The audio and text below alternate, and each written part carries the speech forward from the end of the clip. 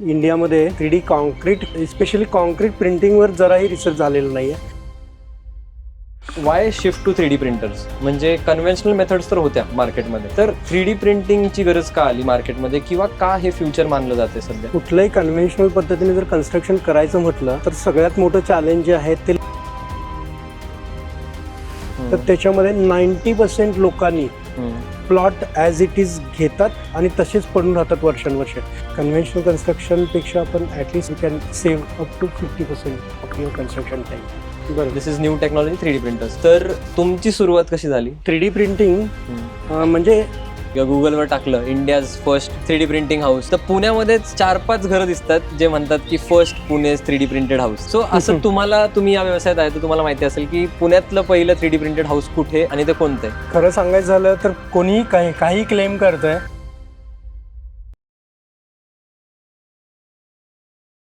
Hello, a very good morning. Welcome to the real estate show with Abhishek.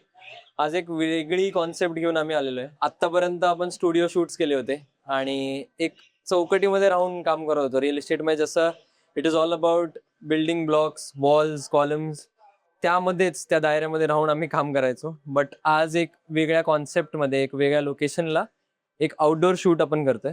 So माझ्यासोबत आज संतोष सुतार साहेब आहेत. त्यांची क्रेट बॉट्स नावाची कंपनी आहे. बेसिकली द आयडिओलॉजी इज कॉन्क्रीटचं crate and bots is all about the machinery all around. आणि त्याला घेऊन हा एक पॉडकास्ट आहे की what exactly 3D printing is. आणि हे ऑफिसमध्ये बसून समजवण्यापेक्षा हे ॲट ॲक्च्युअल साईट्सवर समजवणं is very good. So thank you sir, तुम्ही वेळ दिला आणि तुम्ही आज आम्हाला भेटला. तर तुम्ही थोडंसं एक इंट्रोडक्शन द्या. What exactly is crate bots आणि तुम्ही काय करता त्याच्यामध्ये? नमस्कार, माझं नाव संतोष सुतार. माझ्या कंपनीचं नाव आहे क्रिटबॉट्स डिजिटल कन्स्ट्रक्शन्स प्रायव्हेट लिमिटेड. क्रिटबॉट्स म्हणजे कॉन्क्रीटमधलं क्रीट आणि बॉट्स म्हणजे रोबोट. तर असं कॉम्बिनेशन करून आम्ही कॉन्क्रीट विथ रोबोट्स जे आम्ही हे प्रिंटिंग करतोय, हे एक प्रकारचे मोठ्या लार्ज साईजचे रोबोट्स आहेत.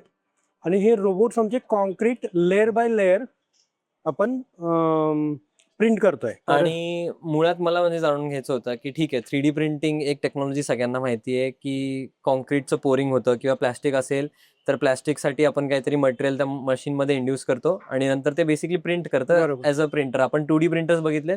दिस is new technology 3D printers. तर तुमची सुरुवात कशी झाली? सो तुमचं एज्युकेशन वाईज तुम्ही कुठून सुरुवात केली आणि कधी या फील्डमध्ये आलं? बरोबर. बेसिकली 3D प्रिंटिंग म्हणजे आपण त्याला ॲडिटिव्ह मॅन्युफॅक्चरिंग म्हणतो. ॲडिटिव्ह मॅन्युफॅक्चरिंग म्हणजे कोणतंही material layer by layer deposit करणं. मग ते प्लास्टिक असेल, मेटल असेल किंवा आता हे कॉन्क्रीट आहे. कॉन्क्रीट हे टोटल नवीन टेक्नॉलॉजी आहे. कारण आतापर्यंत फक्त कॉन्क्रीटमध्येच कोणी जास्त काम केलेलं नाहीये. तरी पण 8-10 वर्षापासून ग्लोबली याच्यामध्ये काम केलं जात आहे. तर माझी सुरुवात साधारणपणे आम्ही करोनाच्या वेळी घरी बसलेलो होतो, आयडियल होतो. मग त्यावेळी बरेचसे व्हिडिओ आम्हाला दिसले कॉन्क्रीटच्या संदर्भात. मग मी आणि माझ्या मुलानं प्लास्टिक FDM 3D प्रिंटर आम्ही एक घेऊन आलो होतो, एक क्युरिओसिटी म्हणून.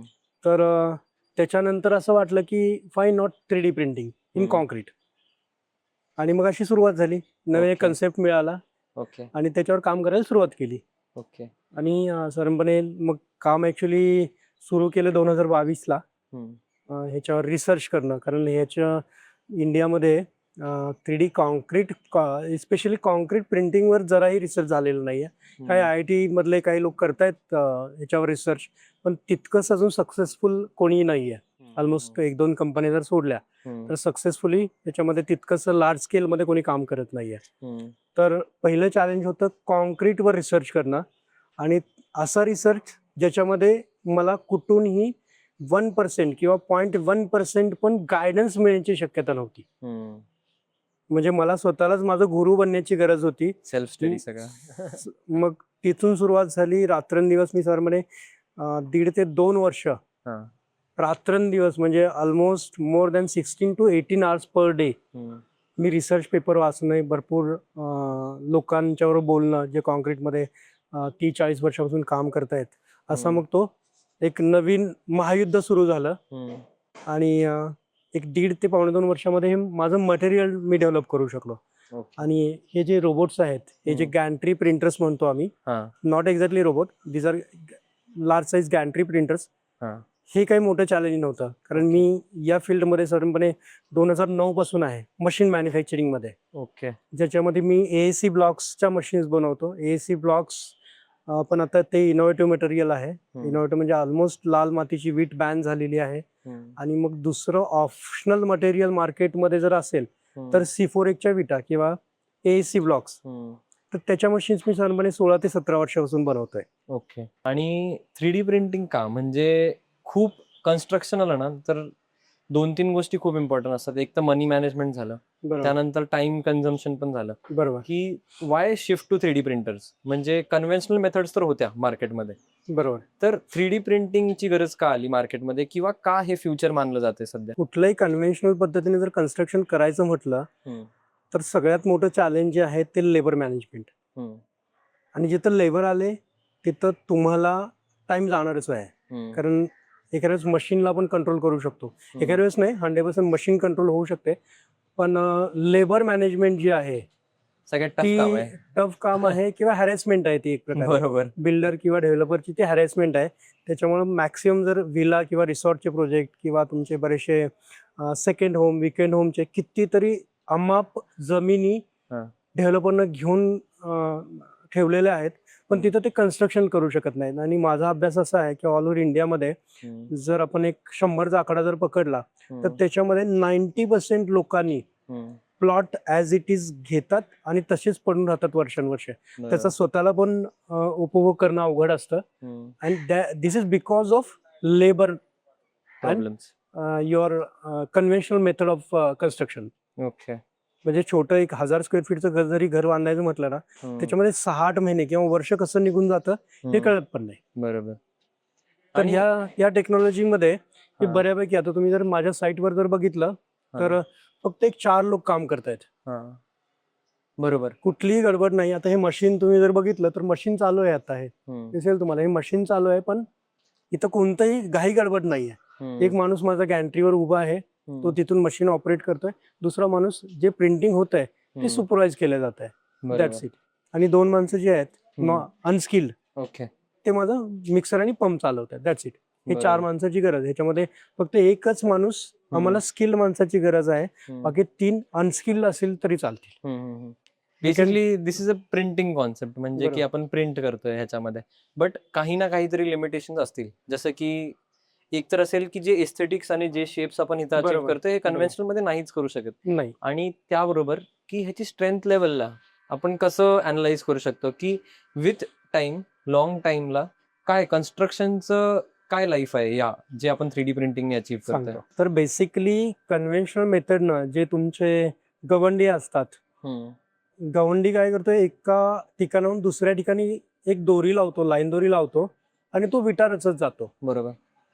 त्याला जर वेडवाकडे काय करायला सांगितलं, कुठलेही, म्हणजे माझा जो अभ्यास आहे, कारण मी बऱ्याचशा 150 पेक्षा जास्त आर्किटेक्ट लोकांना ओळखतो, कोणताही आर्किटेक्ट त्याची कधी इच्छा नसते की माझं काही सरळ व्हावं, म्हणजे सरळ कन्स्ट्रक्शन व्हावं. त्या केसमध्ये प्रत्येक जण ट्राय करतो की ऑर्गॅनिक शेप्स, म्हणजे जसं तुम्ही निसर्गामध्ये जर बघितलं तर कुठंही तुम्हाला स्ट्रेट लाईन दिसणार नाही. बरोबर. कुठंही नाही, म्हणजे पानं, फुलं किंवा जमीन, नद्या, डोंगर, इथं कुठेही स्ट्रेट लाईन तुम्हाला अख्ख्या निसर्गामध्ये कुठेही दिसणार नाही. इव्हन सूर्य किंवा पृथ्वी जरी असेल ना तर ते सगळं एक वेगळा फ्लो आहे सगळ्या गोष्टींचा. म्हणजे ते ऑर्गॅनिक शेप्स आहेत, नैसर्गिक शेप्स आहेत. बरोबर. तर ते शेप्स आपण सगळे ऑर्गॅनिक शेप्स या 3D कन्स्ट्रक्शन मध्ये घेऊ शकतो, कारण हे मशीन जे आहे ह्याला तुम्ही जस्ट प्रोग्राम करायचं आहे आणि ते ऑर्गॅनिक शेप्स ऑटोमॅटिकली मशीन ते क्रिएट करतं. ओके. आणि जे विथ फास्टर विथ बरोबर, म्हणजे आपण टाइम स्पॅन पण खूप कमी करतो, खूप कमी वेळात आपण कन्स्ट्रक्शन अचीव्ह करू ऑलमोस्ट. आता मी हे सुरू केले साधारण 2-2.5 वर्षापासून.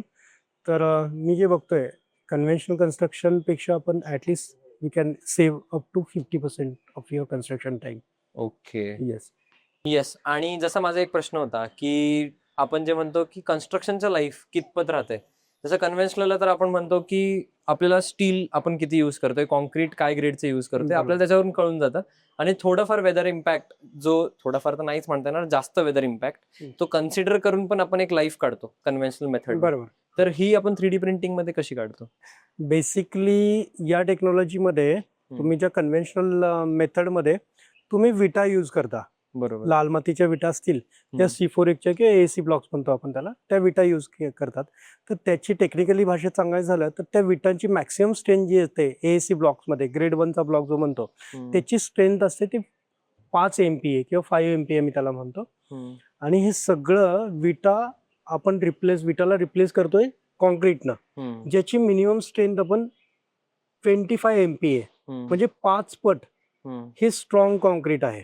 ओके. मग ह्या मिक्स डिझाईन मध्ये आमच्याकडे सरमध्ये 25 MPa पासून 60 MPa पर्यंत आपल्याकडे मिक्स डिझाईन आहेत या कॉन्क्रीटची. ओके. ज्या ठिकाणी लोड बेरिंग वॉल्स करायचे आहेत, ज्याच्यामध्ये आपल्याला ग्राउंड प्लस 1 2 ग्राउंड प्लस 1 किंवा ग्राउंड प्लस 2 जे असतील त्याच्यामध्ये आपण 45 to 50 MPa पर्यंत कॉन्क्रीट घेतो. जर तुम्ही एक 10 ते 15 20 फ्लोअरची बिल्डिंग असेल तर त्याच्या बीम्स किंवा कॉलम्समध्ये मॅक्सिमम जर कॉन्क्रीट यूज करतात तुमचे स्ट्रक्चरल डिझायनर तर मॅक्सिमम 35 MPa वर कोणी जात नाही. पण ह्याच्यामध्ये ऑलरेडी आम्ही या कन्स्ट्रक्शनमध्ये आम्ही कमीत कमी 30 MPaचं कॉन्क्रीट यूज करतो, ते पण ग्राउंड प्लस 1 किंवा ग्राउंड प्लस 2 साठी. तर डेफिनेटली हे as compare to your conventional building at least कुठेही याचं लाईफ पण कमी होणार नाही आणि स्ट्रेंथ मध्ये पण कुठेही तुम्हाला.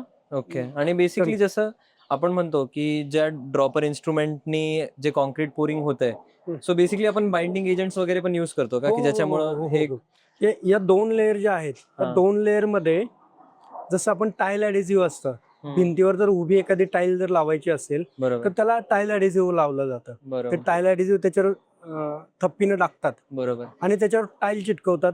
जी टाईलची वजन सरमने एक 10-12 किलो असू शकतं, तरी पण ती टाईल इझिली त्याच्यावर चिकटते.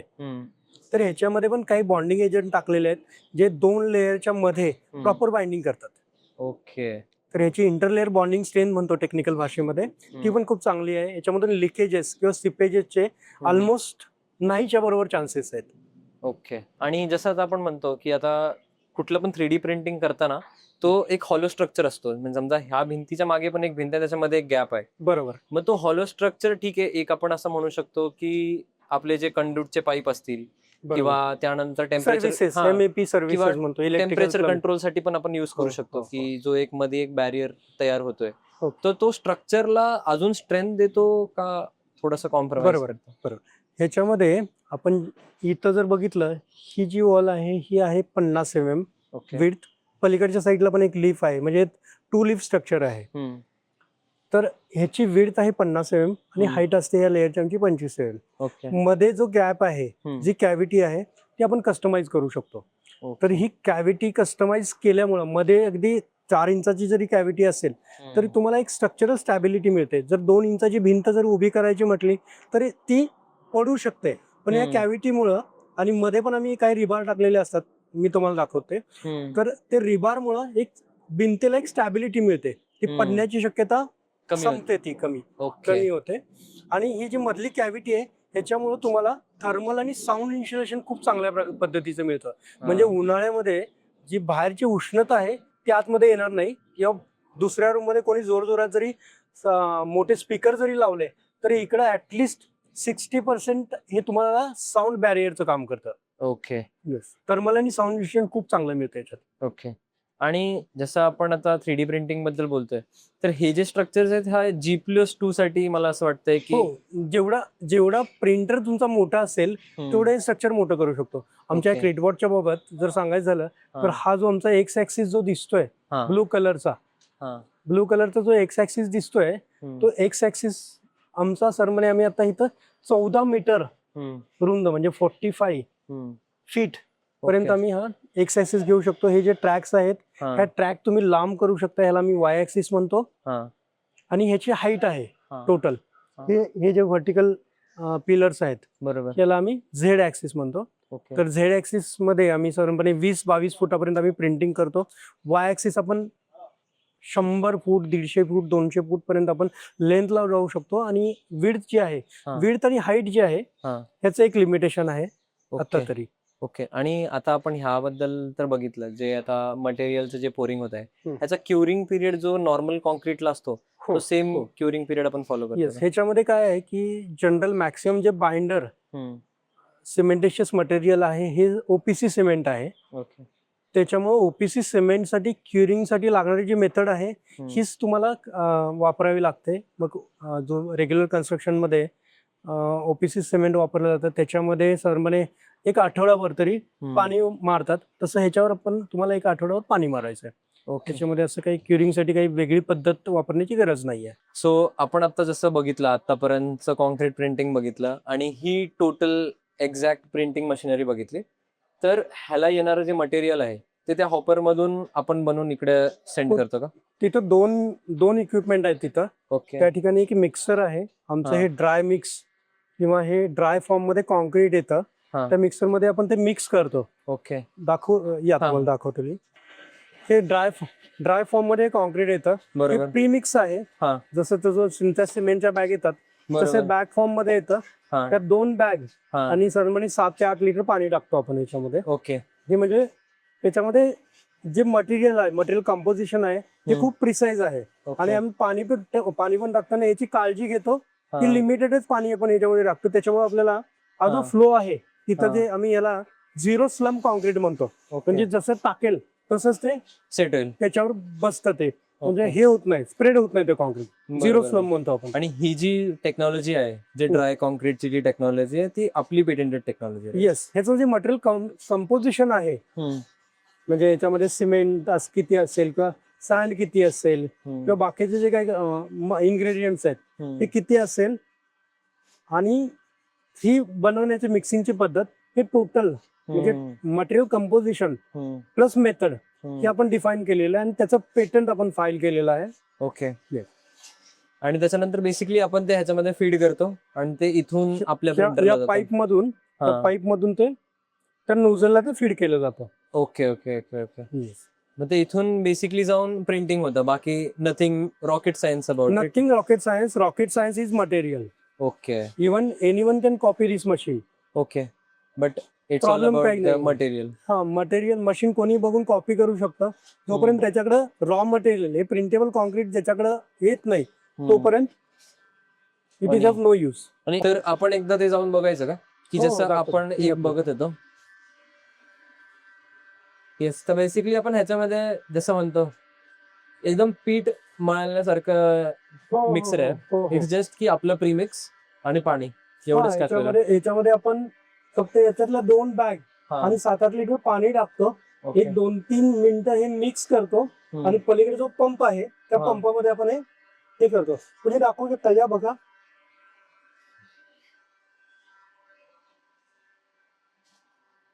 आणि बेसिकली एव्हरी टाइम आपल्याला ही कन्सिस्टन्सी अचीव्ह करायची प्रिंटिंग साठी. ऑटोमॅटिकलीच होते कारण 2 बॅग त्या बॅग वेइंग केलेल्या आहेत, वजन केलेल्या बॅग आहेत आणि आपण त्याच्यामध्ये मोजून पाणी आपण टाकतोय. मोजूनच पाणी टाकतो. त्याच्यामुळे ही कन्सिस्टन्सी ऑटोमॅटिकच मेंटेन होते. ओके. म्हणजे बेसिकली ह्या सगळ्या गोष्टी सोडून आपण जे बाइंडर्स बद्दल बोललो ते पण त्या प्रीमिक्स मध्ये जातात. ते प्रीमिक्स मध्ये फक्त आम्ही साईटवर फक्त त्याच्यात पाणी मिक्स करतो.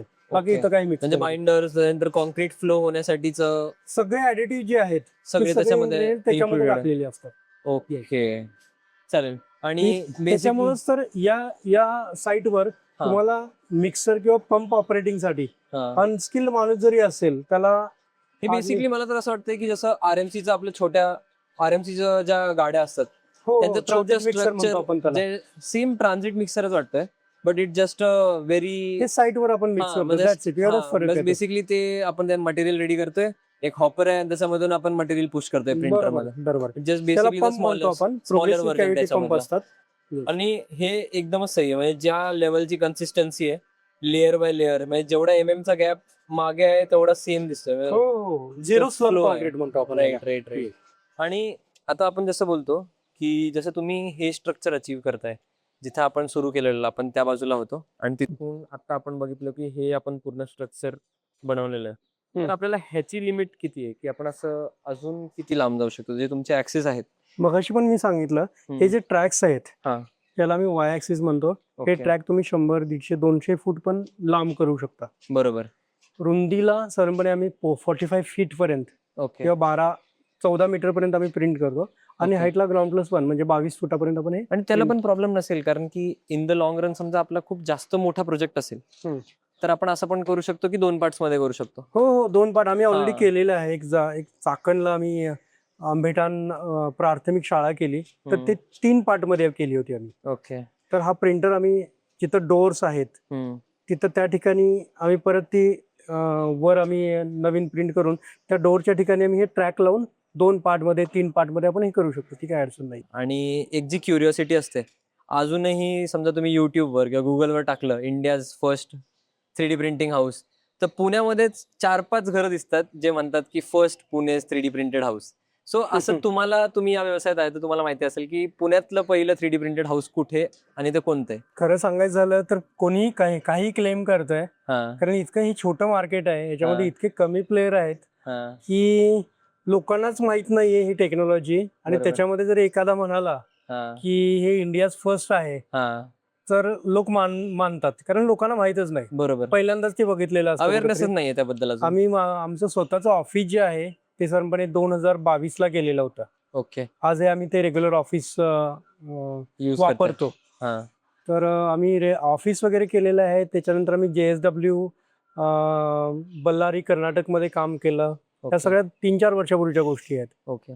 आणि मला एक विचारायचं होतं की तुम्ही जे फर्स्ट जे तुमचं समजा जसं तुमचं म्हणणं आलं की तुम्ही ऑफिसच तुमचं पहिलं 3D प्रिंट केलं, हो म्हणजे लोकांवर प्रयोग करायच्या आधी स्वतःवर प्रयोग झाला. हो हो स्वतःचे आणि- लाडू स्वतः खाल्ले पाहिजेत.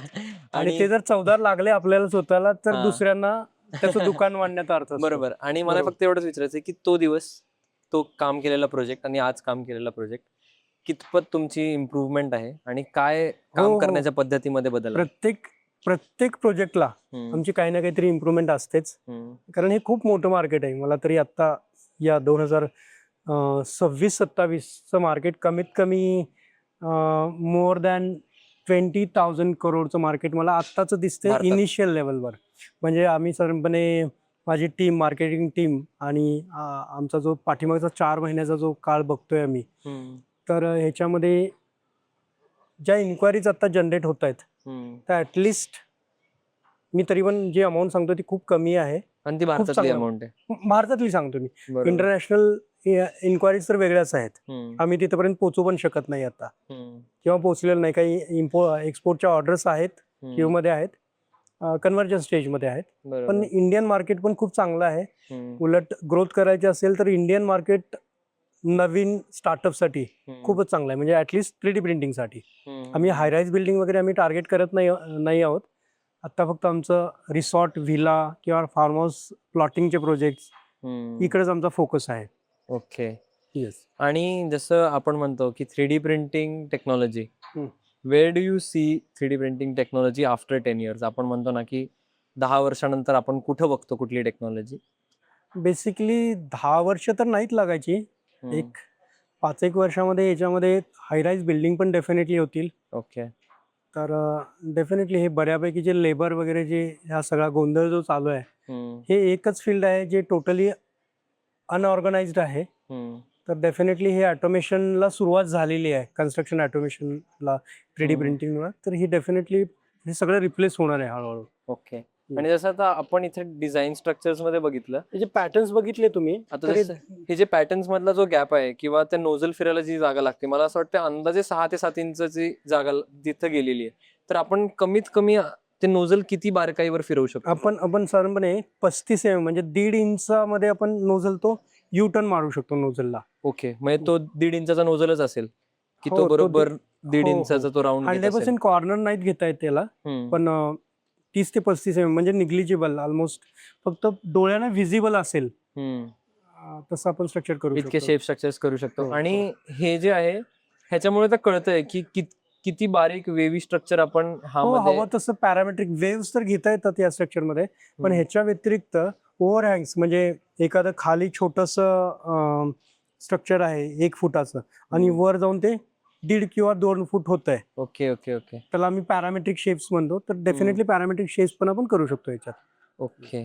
आणि असं बेसिकली समजा कोणी पण असा विचार केला की एखाद्याला सेल्स ऑफिस करायचंय, कुठल्याही बिल्डरला म्हणा किंवा कोणालाही आपलं एक छोटंसं घर बांधायचंय, जो एक रिसॉर्ट विला किंवा ह्या पद्धतीने त्याचा यूज केस असेल, तर त्या संदर्भात जे कॉस्टिंग असतं ते कसं डिराईव्ह होतं आणि ते का कन्व्हेन्शनल मेथड्स पेक्षा 3D प्रिंटिंग का, ह्याच्यावरचं तुमचं बेस्ट आर्ग्युमेंट काय?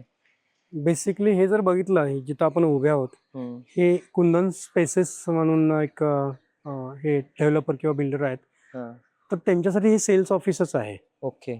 मेन तर ह्याच्यामध्ये जे ऑर्गॅनिक शेप्स घेऊ शकतो आपण, त्याच्यामुळे ह्या टोटल बिल्डिंग स्ट्रक्चरला एक वेगळा लुक येतो. बरोबर.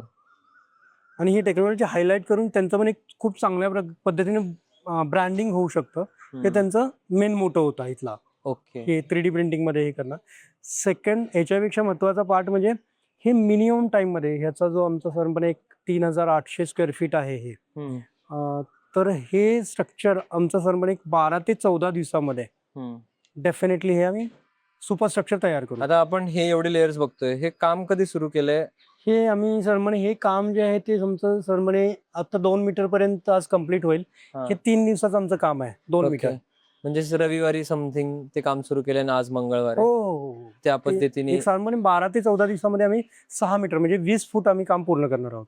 ओके. आणि आता समजा 20 फुटाची जेव्हा तुम्ही हाईट अचीव्ह करताय, तर त्याच्यामध्ये आपण हाईट जेव्हा एवढी जातीये आणि कॉन्क्रीटची स्टेबिलिटी मेंटेन करण्यासाठी आपण त्याच्यामध्ये काही बीम्स किंवा काही कॉलम्स वगैरे नाही, हे सेल्फ स्टेबल कॉन्क्रीट आहे. याच्यामध्ये काही टाकण्याची गरज नाही. 20 फुटापर्यंत? हो, 20-30 फुटापर्यंत पण काही गरज नाही तुम्हाला. ओके. आणि ह्यानंतर जेव्हा 3D प्रिंटिंग होऊन जाईल, जेव्हा आउटर बाउंड्रीज होऊन जातील, बट एक असतं की कुठलं पण हाऊस किंवा कुठलंही प्रॉपर्टीला एक छप्पर हवं, तर रूफिंग जे असतं, तर रूफिंग मेकॅनिझम 3D प्रिंटिंग मध्ये कसं इंडल झालंय आणि काय काय ऑप्शन? बरोबर. रूफिंग मेकॅनिझम मध्ये मी तुम्हाला काही व्हिडिओज आणि हे देईन. तर रूफिंग मध्ये या स्ट्रक्चरवर तुम्ही स्लॅबही करू शकता, कन्व्हेन्शनल स्लॅब, किंवा त्याच्यासाठी आमच्याकडे एक दुसरी टेक्नॉलॉजी आहे ज्याला आम्ही फेरॉन पॅनल म्हणतो. फेरोविल डिझाईन सिस्टम म्हणून एक माझी सिस्टम कन्सर्न कंपनी आहे.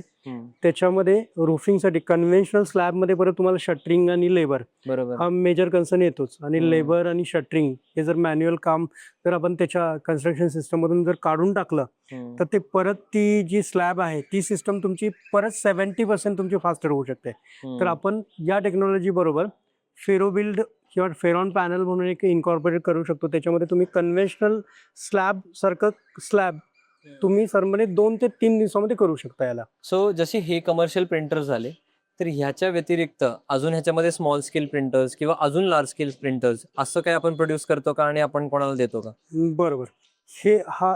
हे जिथं आपण कन्स्ट्रक्शन करतो ते तर कन्स्ट्रक्शन ऑन साईट प्रिंटर जे असतात त्याची साईज खूप मोठी असते. ह्याच्या व्यतिरिक्त आपण ज्याला आम्ही R&D प्रिंटर म्हणतो किंवा लॅब स्केल प्रिंटर म्हणतो, हे पण आमचं एक दुसरं बिझनेस मॉडेल आहे. ह्याच्यामध्ये आम्ही इंजिनिअरिंग कॉलेजेस आहेत, काही IITs आहेत, ITI कॉलेजेस आहेत, NITs आहेत, या लोकांना आम्ही लॅब स्केल प्रिंटर देतो ज्याची साईज साधारणपणे 1 मीटर बाय 1 मीटर किंवा 2 मीटर बाय 2 मीटर. त्याच्यामध्ये ते 3D प्रिंटेबल कॉन्क्रीटवर रिसर्च करतात. तर हे प्रिंटर आपण कॉलेजेसला देतो. ह्याच्या व्यतिरिक्त आमचं दुसरं जे मॉडेल आहे ह्याच्यामध्ये आम्ही हे लार्ज स्केल गॅन्ट्री प्रिंटर्स जे आहेत ते आम्ही सेल करतो. एरिया वाईज आम्ही फ्रँचायझी देत असतो, डिस्ट्रिक्ट वाईज. त्याच्यामध्ये आपण प्रिंटर किंवा त्या एरियामधून आलेल्या इन्क्वायरीज डायरेक्टली आपण पसंत करतो. ओके. आणि ॲज वेल एज आम्ही हे प्रिंटेबल कॉन्क्रीट आहे ते कॉन्क्रीट पण आपण रेग्युलर त्यांना सप्लाय करतो. ओके. म्हणजे बेसिकली फ्रँचाइज मॉडेल झालं. येस, ते आपण फ्रँचायझीस देतो. आणि प्रिंटर सेल आतापर्यंत आपण पुण्यामध्ये कुठे दिलेली आहे का? माझ्या डिस्कशनमध्ये 6 ते 7 आता फ्रँचायझी डिस्कशनमध्ये आहेत. अजून कुठेही आम्ही तितकंसं स्ट्रॉंगली पाऊल उचललेलं नाही फ्रँचायझीसाठी. इन्क्वायरीज आहेत, more than 40 inquiries we have received, आणि एक 6 ते 7 इन्क्वायरीज ऑलरेडी कन्व्हर्जन स्टेजमध्ये आहेत. ओके. आणि एक प्रश्न माझा नेहमी एक असतो, इट इज ऑल अबाउट की समजा ठीक आहे आपण असं म्हणू की हे मार्केट सेगमेंट नवीन आहे, बट अजून काही क्रेडबोर्ड्स is a very good company doing a very good job in 3D printing, but तुम्हाला असा कोणता तुमचा मार्केट कॉम्पिटिशन दिसतो का आता की that he is your biggest competition किंवा कॉम्पिटिटर तुम्ही याच्यामध्ये म्हणताय 3D प्रिंटिंग कॉन्क्रीटिंग मध्ये? बरं, एक तर असेल की मार्केट नवीन आहे तर नाहीच आहे, बट असेल तर मग कोण आहे? आहेत तसं सांगायचं झालं तर इंडियन मार्केटमध्ये ऑलरेडी 4-5 प्लेयर्स आहेत. पण माझा कॉन्फिडन्स असा आहे की माझ्या लेवलचं काम आता कोणीच करत नाहीये. सो यू आर आणि- युअर बिगेस्ट कॉम्पिटिशन. हा, ती कॉम्पिटिशन माझी कोणावर नसणार पण आहे. त्याच्यामुळं मला त्या कॉम्पिटिशनची भीती वाटतच नाही. तोपर्यंत मी कॉम्पिटिशन जरी आली तरी मी नेक्स्ट स्टेज मध्ये निघून जाईल. येस. त्याच्याबद्दल मला पूर्ण विश्वास आहे. Okay. And being the final question आपण एक ठेवतो की खूप युथ आपला चॅनल बघतात किंवा मीडिया सोर्सेस मध्ये हे व्हिडिओज आत्ता पब्लिश होतात बट नंतर काहीतरी व्हायरल होतात किंवा कधी कधी व्हायरल होत नाही, वेळ लागतो, but it reaches the youth. हा पॉइंट आहे. सो तुमचा एक से काय आहे की इफ एनी युथ जो हे बघतोय रिअल इस्टेटमध्ये की 3D प्रिंटिंग आहे तर त्यांनी या दृष्टीकडे तसं बघावं, आणि जर त्याला या बिझनेसमध्ये किंवा ह्याच्यामध्ये करिअर करायचं असेल, सो व्हॉट इज युअर, म्हणजे आपण एक म्हणतो ना की थोडंसं गायडन्स तुमचं काय राहील त्यांच्यासाठी? डेफिनेटली आता जर बघितलं तर कुठंही लेबर, बेसिकली जे अनएज्युकेटेड लेबर कुठेही मिळत नाही. म्हणजे इथून पुढचं जे युथ आहे ते टोटली शिक्षणाकडे डायव्हर्ट होत आहे. आणि त्यांना जर सांगितलं लेबरचं काम करा तर लेबर काम करणार नाहीत. तर डेफिनेटली त्या लोकांनी या कन्स्ट्रक्शन टेक्नॉलॉजीकडं, जसं काही वर्षापर्यंत किंवा आत्ताही सॉफ्टवेअर इंडस्ट्री किंवा रोबोटिक्स, ॲटोमेशन, मशीन लर्निंग हे जेवढे हॉट व्हर्टिकल्स आहेत, हॉट फील्ड्स आहेत, तसंच कन्स्ट्रक्शन फील्डकडं पण त्यांनी कसं लक्ष देऊन त्याच्यावर कॉन्सन्ट्रेशन करावं. सॉफ्टवेअर किंवा बाकी इंडस्ट्रियल ॲटोमेशन तितकंच कन्स्ट्रक्शन फील्ड पण डेफिनेटली त्यांना किंवा त्याच्याही पेक्षा चांगलं त्यांना रेव्हेन्यू जनरेट करून देईल. त्याच्यामध्ये खूप चांगला स्कोप आहे. आणि डेफिनेटली लोक लेबर काम तर करणार नाहीत नवीन युथ, तर त्याच्यासाठी हे रोबोटिक ऑटोमेशन कन्स्ट्रक्शन मधलं त्याच्याकडे त्यांनी लक्ष जर दिलं तर रेव्हेन्यू पण चांगलं, म्हणजे ॲज कम्पेअर टू नोकरी करण्यापेक्षा, मी तर सजेस्ट करेन नोकरी करण्यापेक्षा त्यांनी इकडे लक्ष द्यावं चांगलं. Right, very nice. म्हणजे आतापर्यंत आम्ही पण बघत होतो, आपण नर्सरीला जात होतो, 3D प्रिंटेड पॉट्स वगैरे ह्या सगळ्या गोष्टी हो, होत्या. डेफिनेटली आमचं ते पण एक व्हर्टिकल आहे. आर्टिफॅक्ट्स किंवा तुमचं गार्डन फर्निचर आहे. या छोट्या प्रिंटरमधून पण साधारणपणे लॅब स्केल प्रिंटरमध्ये आम्ही साधारणपणे 3 मीटरचे प्रिंटर देतो. तर लॅब स्केल प्रिंटर घेऊन पण तुम्ही आर्टिफॅक्ट्स, नर्सरीचे तुमचे गार्डन फर्निचर आहे, फ्लॉवर पॉट्स आहेत, प्लांटर्स आहेत, चेअर्स आहेत, हे सगळं तुम्ही छोट्या प्रिंटरनं पण तुम्ही प्रिंट करू शकता. येस, अगदी छोट्या, अगदी 2000 स्क्वेअर फीटच्या जागेमध्ये पण एक छोटं स्टार्टअप करू शकता जे टोटली युनिक असेल. Okay, so it was very nice knowing. आणि हे खूप चांगलं पॉडकास्ट होता. It was our first outdoor shoot ज्याच्यामध्ये आपण केलं होतं, आणि आपण अजूनही आउटडोर शूट्स करत असणार आहे. आपल्या स्वतःच्या वैयक्तिक साईट्सवर आपण जाऊन आता यापुढचे आपले व्हिडिओज वगैरे येतील, ज्यामध्ये आपण एक्झॅक्टली काय करतो, right from open plot to a proper building, ह्या सगळ्या गोष्टी पण आपल्या व्हिडिओ चॅनल्सवर येतील. बट टुडेच्या व्हिडिओबद्दल, आजच्या व्हिडिओबद्दल बोलावं तर इट वॉज ग्रेट. आपण 3D प्रिंटिंग लाईव्ह बघितलंय, आणि तुम्हाला कोणाला ह्याबद्दल काहीही सजेशन्स असतील, काही क्वेश्चन्स असतील, सो कमेंट बॉक्स तुमचाच आहे. So you could comment down your thoughts below and we will try to reach you out there. आणि काही जरी मार्गदर्शन असेल तर क्रेडबॉटचे सगळे सोशल चॅनल्स आणि त्यांचे कॉन्टॅक्ट नंबर्स आपण आपल्या डिस्क्रिप्शनमध्ये देऊ. आणि एक जे असतं ना की आपण आता म्हणू, आता म्हणजे लाईव्ह बोलतो आपण की कन्व्हेन्शनल मेथड्समध्ये डेट ऑफ डिलिव्हरी एक असते, त्याच्यानंतरच 10-20% प्लसच जातो की डिलिव्हरीच लेट होईल. बट ज्या म्हणजे ज्या कॉन्फिडन्सनी हे म्हणतायत की माझं ज्या दिवशी कम्प्लिशन आहे, so basically there is a plan, there is a motivation आणि there is a thought behind it की ऑटोमेशन केल्याने केवढी टाइमली डिलिव्हरी होऊ शकते हे आपण बघू शकतो. So in the next coming days जेव्हा हा प्रोजेक्ट कम्प्लीट होईल, आपल्या प्रोफाईलवर नक्की ह्याचे कम्प्लिटेड फोटोज आणि आता ऑन ग्राउंड सिच्युएशनचे फोटोज, बिफोर आफ्टर जे म्हणतो ते आपण टाकूया. And let's give a more boost and growth to 3D printing in real estate. And thank you sir, तुम्ही आज वेळ दिला, खूप मजा आली. आणि it was a great opportunity to see. म्हणजे आम्ही बघतो कन्व्हेन्शनल मेथड, रोज कॉलम, कास्टिंग हे सगळं बघत असतं, बट मला असं वाटतं की माझ्या आतला म्हणतो ना आपण, माझ्या आतलं बालपण किंवा एक असतं ना की असं, जसं एक मध्ये तुम्ही बघितलं असेल सोशल मीडियावर, JCB की खुदाई बहुत फेमस थी, त्या पद्धतीने मला असं वाटतं की लोक लाईन लावतील की 3D प्रिंटिंग बघायचंय. Definitely it is very soothing to watch. म्हणजे हे जे आहे हे खूप लांबचा, खूप लांब काळ नसेल, हार्डली 4 ते 6 महिन्यामध्ये भरपूर हा. गर्दी होणार आहे इकडं. मुळात तेच होतं की बेसिकली हे खूप सुदिंग आहे बघण्यासाठी, येस येस येस, की ज्या पद्धतीने जेव्हा कुठलीही डेव्हलपमेंट असते ना ते बघायला खूप मजा येते. बरोबर. आणि जेव्हा हे 7 दिवसातच असतं तेव्हा तर अजून मजा येईल. आज आज मला वाटतं 24 तारीख आहे, हा. तर डेफिनेटली तुम्ही 31 किंवा 1 तारखेला यावं आणि हे 6 मीटर झालेलं तुम्हाला दिसेल. ही ओके. माझी गॅरंटी. वा. So that is within 10 days we will finish. आणि हा आमचा 4था दिवस आहे, म्हणजे आमचं टार्गेट 14 दिवसाचं होतं. डेफिनेटली एकही दिवस आमचा पुढे जाणार नाही. Okay. Yes, this is because of digital construction. राईस. म्हणजे मी कधी बिझनेसेसला घेऊन एवढं बोलत नाही, but whenever I look to such brand, so timely delivery is the most important thing. Real इस्टेटमध्ये टाइमली डिलिव्हरी हा विषयच नसतो. डिलिव्हरी झाली तेच खूप महत्वाची गोष्ट असते. नाही, त्याच्यासाठीच गव्हर्नमेंटनं रेरा घेऊन आले हा. की पैसे बिल्डर घ्यायचे आणि ती डिलिव्हरी 4-4, 5-5, 6-6, 10-10 वर्ष पण डिलिव्हरी लेट झालेलं आहे, बरोबर. Just because of labour issues. बरोबर. आणि त्या पद्धतीने जेव्हा तुम्ही क्रेडबॉट्स एवढं छान काम करताय, सो मला पण खूप छान आवडेल पुढील 5 वर्षानंतर to see you at some great height. It will be a very nice movement to watch. And many more congratulations to you. Thank you. आणि तो खूप छान कराल तुम्ही in the Yes, coming yes. Future. We wish for Yes. It. आणि Thank you. Thank you for watching today's podcast. Thank you.